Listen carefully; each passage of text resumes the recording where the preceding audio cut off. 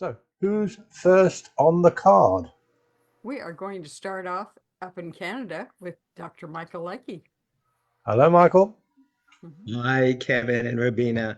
Excuse me. What a pleasure it is to be back again. Mhm. Almost wasn't. Something Oh, went wonky, but I'm sure glad to be back here again this time. We're going to try an experiment in spirit writing or automatic writing, as it's sometimes known as. So I'm going to require yours and my favorite medium at large. And hopefully we'll call up. Yes, now Cheryl, you're referred to as a medium at large, and and thank you. And Bruce, how are you this day? Well, thank you. Awesome. Awesome. We're going to try something, and if this works, I think we're going to have a minor miracle on our hands this day. One of my favorite things to do is to read, and sometimes online stuff, sometimes actual books. So, what I've prepared, I literally printed these out and laminated them.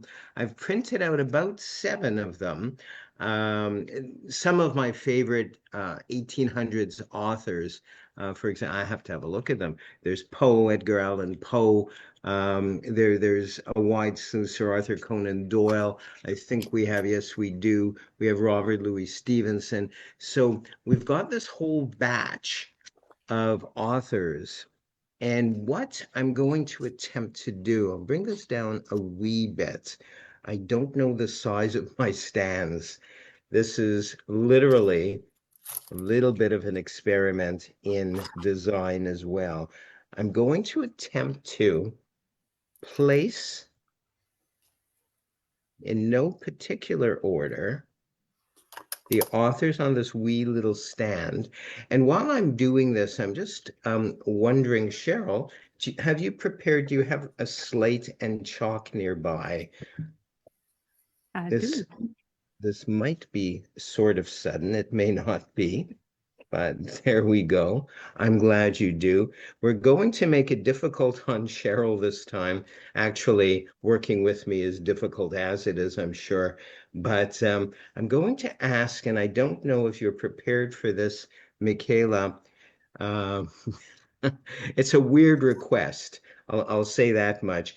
To maybe blindfold Cheryl, if you have a blindfold handy, it will not only add to a more dramatic presentation, but it will literally help. It will challenge you a wee bit as well, Cheryl, like you need to be challenged even more. Oh, yeah. And there we go. We've got them in no particular order. And I don't know if we can see this. Yes, we sort of can. So much for design, so much for a pleasing layout. But we have to work with what we've got. I'm going to ask you, if you will, Bruce, Yes, sir. I've, I've posed the question about automatic writing. There's a theory that states that spirits can come back and work through us and write or draw or do various things. And we're going to test out that theory today. Cheryl will be the medium. I was half joking when I said medium at large. And hopefully you've got your slate handy there, Cheryl, as well, and a piece of chalk. I'm going to ask Cheryl firstly to relax completely. So I'm going to ask you, if you will, Cheryl, just take a great deep breath in and release it. Let's try that again, please. Great deep breath in and release. And I'm hoping, Cheryl, you're going to be receptive to this experiment. It's not just an experiment of the mind, it's a spiritual experiment. Bruce, I'm going to ask you, please, when it feels right, and I think you can see, I think everything is in frame. Yep. Going to ask you, please, to stop me anywhere. Stop there. This Yep. one, That one. this one right here. Oh my goodness. You've thrown me off completely. It's number 6. Usually people will stop me a little bit earlier. I think we can see this one. I'll move the rest of them a little bit out of the way. But you tended to change your mind a few times. You did settle on the 6th one, and we're going to call on the spirit. Only I can see them. Cheryl can't because the backs are to everyone. Plus, she's blindfolded as well. I'm going to call on the spirit of this particular author. And Bruce, we've set nothing up in advance. Is that correct? Correct. So you have no idea what I'm about to do, nor do you know the position of any of the authors at this point. We will reveal them in a moment. But I'm going to call mentally on this author, if he is present in spirit, to please temporarily aid Cheryl in writing something on the slate. And she's sort of doing it willy-nilly.